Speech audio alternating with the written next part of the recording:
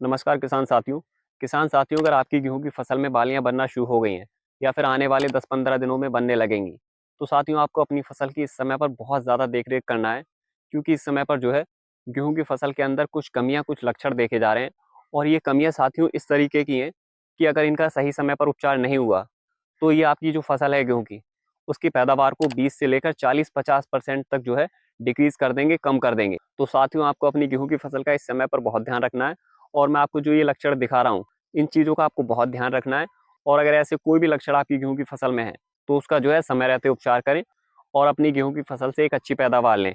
दोस्तों, ये जो पत्तियां हैं, ये अलग अलग खेतों से मैंने इकट्ठी की हैं। अब यहाँ पर मैं आपको दिखा रहा हूँ, आपको ये पत्ती दिख रही होगी। ये साथियों आपको ऊपर की साइड से जो है पीली नजर आती होगी और इसके किनारों पर हल्का सा जो है पीलापन होगा। साथियों, अगर आपकी गेहूं की फसल में ऐसी पत्तियां हैं, तो आपकी गेहूं की फसल के अंदर जो है सल्फर की कमी है। और आपको समय रहते अपनी फसल के अंदर जो है सल्फर का इस्तेमाल करना है। और आपको कितनी सल्फर का इस्तेमाल करना है, कौन सी सल्फर का इस्तेमाल करना है, वो मैं आपको वीडियो में आगे बताऊंगा। पहले मैं आपको लक्षण बता दूं। और ये साथियों आपको दूसरी पत्ती दिख रही होगी। इस पत्ती के अंदर साथियों आपको दिखता होगा, वीडियो में अगर आपको साफ दिखता हो, कि पत्ती के किनारों से ऐसा लग रहा है जैसे पत्ती के अंदर किसी ने हवा भर दी हो। आपको पत्ती फूली फूली नजर आती होगी, उस पर कुछ डॉट जैसे हल्के हल्के निशान नजर आते होंगे, अगर वीडियो में आपको साफ दिखता हो तो। और अगर साथियों आपकी गेहूं की फसल में भी ऐसी पत्तियां नजर आए, तो आपको क्या करना है वही मैं वीडियो में आगे बताऊंगा। पहले मैं आपको ये सारी पत्तियां दिखा दूं। इसके अलावा आपको दोस्तों ये पत्ती दिख रही होगी। इसके पत्ती के बीच में आपको ऐसा लग रहा होगा जैसे कुछ पीले पीले धब्बे हैं। इसके किनारों पर भी आपको धब्बे जैसे नजर आ रहे होंगे और पत्ती के ये ऊपरी साइड में भी आपको कुछ धब्बे जैसे नजर आ रहे होंगे। अगर ऐसी पत्तियां साथियों आपकी खेत के अंदर हैं, आपकी गेहूं की फसल में हैं, तो आपको किन दवा का इस्तेमाल करना है। और इसके बाद साथियों अगर आपकी गेहूं की पत्तियां इस तरीके से कटी हुई नजर आ रही हैं, मैंने आपको वीडियो में दिखा दिया है, किनारों से कटी हूँ, साइडों से कटी हूँ, या फिर किधर से भी कटी हुई नजर आ रही हूँ, तो आपको क्या करना है, किस तरीके से अपनी पैदावार को बढ़ाना है या फिर पैदावार को घटने से बचाना है। सबसे पहले तो हम बात करते हैं कि अगर आपकी फसल के अंदर जो पत्तियां ऊपर साइड से पीली हैं, तो साथियों इस कमी को दूर करने के लिए जो फर्टिलाइजर्स मैं आपको बता रहा हूँ, मैं सब स्प्रे वाले ही आपको बताऊंगा। आपको क्या करना है कि नैनो यूरिया का आप इस्तेमाल कर सकते हैं। आपको 500 ml नैनो यूरिया प्रति एकड़, और उसके अलावा आपको 400 से 500 ml जो है सल्फर। और इसके अलावा साथियों आपको इसमें जो है एक ऑल इन वन माइक्रोन्यूट्रिएंट मिलाना है। उसमें आपको ये ध्यान रखना है कि आपका जो माइक्रोन्यूट्रिएंट है उसके अंदर जिंक मौजूद हो, और बाकी जो माइक्रोन्यूट्रिएंट हैं, आपका कॉपर हो, आयरन हो, मैग्नीशियम, मैग्नीज, बोरॉन, ये जो है उसके अंदर पहले से होते हैं। तो आपको जिंक का ध्यान रखना है। तो साथियों इस फर्टिलाइजर से जो आपकी पत्तियां ऊपर साइड से पीली हो रही हैं और नई पत्तियां पीली हो रही हैं, तो ये प्रॉब्लम जो है सॉल्व हो जाएगी। और आपकी फसल के अंदर जो पोषक तत्वों की कमी है, चाहे वह सल्फर हो, नाइट्रोजन हो, या फिर जो माइक्रोन्यूट्रिएंट थे, वो सब पूरे इस कॉम्बिनेशन से हो जाएंगे। तो आपको इसका इस्तेमाल करना है। और इसके बाद साथियों हम बात करते हैं कि अगर आपकी पत्तियां फूली हुई नजर आ रही हैं किनारों से, अगर आपको ऐसा लग रहा है कि उसके अंदर जैसे किसी ने हवा जैसी भर दी हो, तो ये लक्षण जो है बोरॉन की कमी के होते हैं। और साथियों आपकी जानकारी के लिए मैं बता दूं कि बोरॉन जो है इस समय पर, यानी कि बालियां निकलते समय या बालियां बनते समय, सबसे इंपॉर्टेंट न्यूट्रिएंट होता है।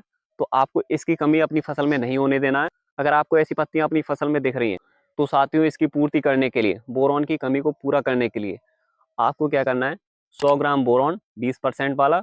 आप नाइट्रोजन के लिए नैनो यूरिया का इस्तेमाल कर सकते हैं 500 ml प्रति एकड़।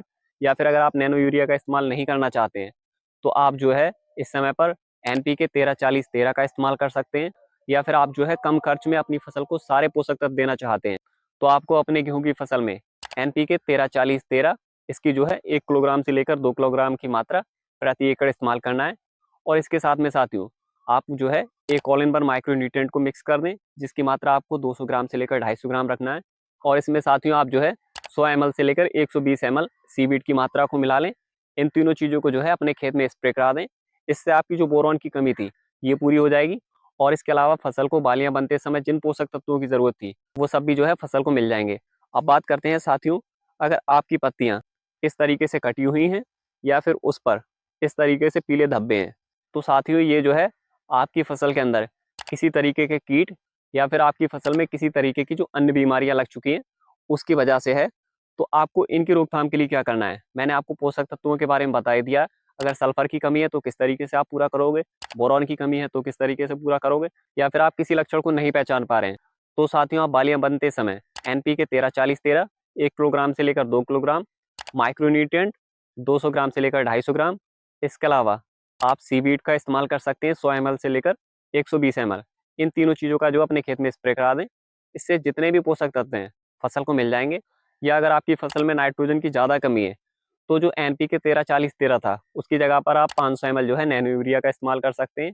और अगर आपकी फसल के अंदर नाइट्रोजन की कोई कमी नहीं है, आपको लग रहा है पत्तियां हरी भरी हैं, एकदम काली हो रही हैं, तो आप जो है एनपीके 13-40-13 की जगह पर जो है 052-34 का इस्तेमाल कर लें।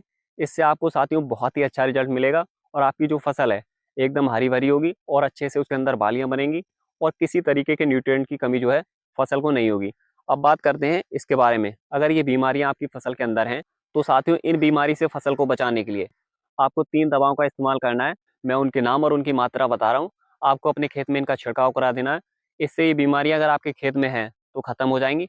और अगर साथियों आपकी फसल में अगर बीमारियां नहीं हैं अभी, आने वाले समय में लग सकती हैं, तब भी आप इसका छिड़काव करा दें पहले ही, तो ये बीमारियां जो हैं आपकी फसल में आसानी के साथ नहीं लगेंगी। दोस्तों आपको क्लोरोपाइरीफास 20% ईसी वाला, इसकी जो मात्रा है, हम इसको अगर सिंगल इस्तेमाल करते हैं तो लगभग 500 ml प्रति एकड़ इस्तेमाल करते हैं। आप 3 दवाओं को मिक्स करेंगे तो आपकी फसल को कोई नुकसान ना हो। तो इसके लिए आप जो है 200 ml से लेकर 300 ml तक की मात्रा ही इस्तेमाल करें 1 एकड़ के अंदर। इसके अलावा साथियों आपको जो है थाइमेथॉक्सम 25% WG वाला, इसकी जो मात्रा है ये आप 10 ग्राम से लेकर 20 ग्राम के बीच में रखें प्रति एकड़। इसके अलावा साथियों आपको प्रोपिकोनाजोल 25% EC, इसकी मात्रा जो है आप 100 ml से लेकर 150 ml प्रति एकड़ इस्तेमाल करें। और इन तीनों दवाओं का अलग अलग घोल बना लें। उसके बाद जो है एक एक करके स्प्रे टैंक में डालें। अब साथियों मैं आपको बता दूं कि ये किस तरीके से रोकथाम करेंगे।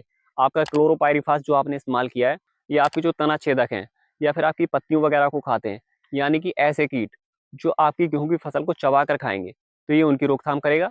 उसके अलावा आपने जो थाइमेथॉक्सम का इस्तेमाल कर रहे हैं, तो ये ऐसे कीटों को रोक देगा जो आपकी फसल को चूस कर खा सकते हैं, चूस कर नुकसान पहुंचा सकते हैं।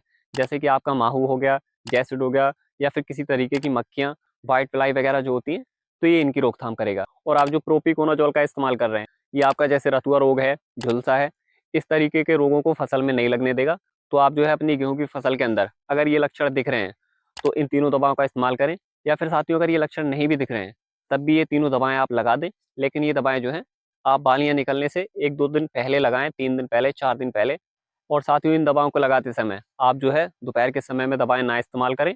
आप जब मौसम ठंडा हो, चाहे सुबह का वक्त हो या फिर शाम का वक्त हो, ऐसे में दवाएं इस्तेमाल करें। इसके अलावा साथियों अगर आपकी फसल में कोई अन्य बीमारी है या फिर न्यूट्रिएंट की कमी से कोई और लक्षण दिख रहे हैं, तो साथियों आप अपने नज़दीकी जो कृषि सलाह केंद्र है वहाँ जाएं, वहाँ पर संपर्क करें और उसके बाद ही अपनी फसल में किसी तरीके के जो है खाद या फिर कीटनाशक या फिर फंगिसाइड का इस्तेमाल करें। उससे पहले आप किसी चीज़ का इस्तेमाल ना करें। दोस्तों आज की इस वीडियो में इतना ही। अगर वीडियो आपको अच्छा लगा हो तो वीडियो को लाइक करें। मिलते हैं नेक्स्ट वीडियो में। जय हिंद, जय भारत, जय किसान।